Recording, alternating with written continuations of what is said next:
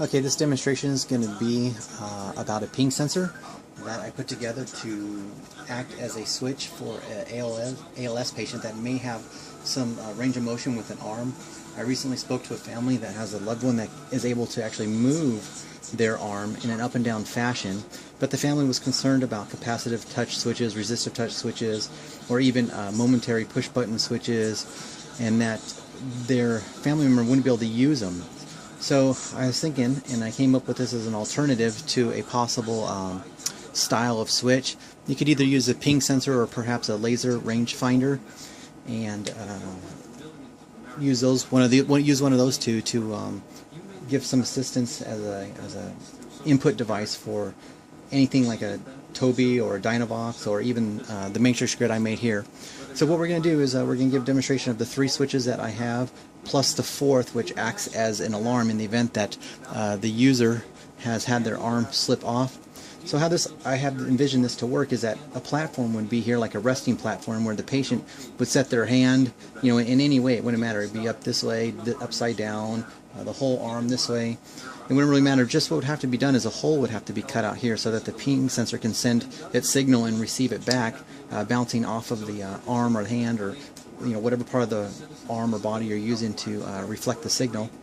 So that would have to be part of the system here, is that you have a resting platform with the ping sensor mounted underneath, and then as you lift it to a certain distance, it'd be whatever that particular ALS patient can do.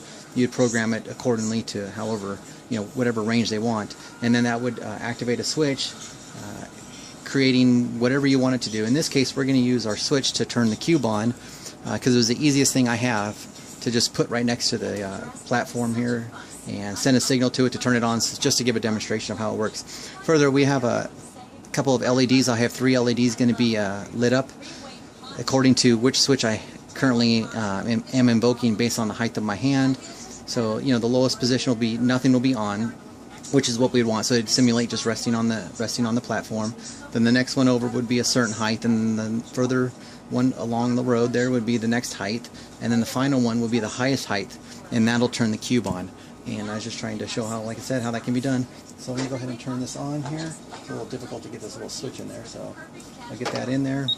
So you can see right now, let's say my hand just fell right off, and then the audible alarm is going off to let people know that, hey, you know what, there's something wrong. The patient's hand has slipped off, or the alarm has slipped out of position. So I'll just simulate my hand being right here, which would be the basically the height that the platform would be at. So I would just leave my hand right here so that the simulate that I'm resting on the platform. It wouldn't really matter how the hand is, whether it's this way, closed, you use the fist. It really doesn't matter. So what I'm going to do is I'm going to go ahead and just hold my hand this way. It's just easiest for me. And I'll lift up until the first LED turns on. You can see it turning on. Now I'll lift a little higher until the next one turns on. And I'll lift a little higher until the third one turns on, turns the cube on.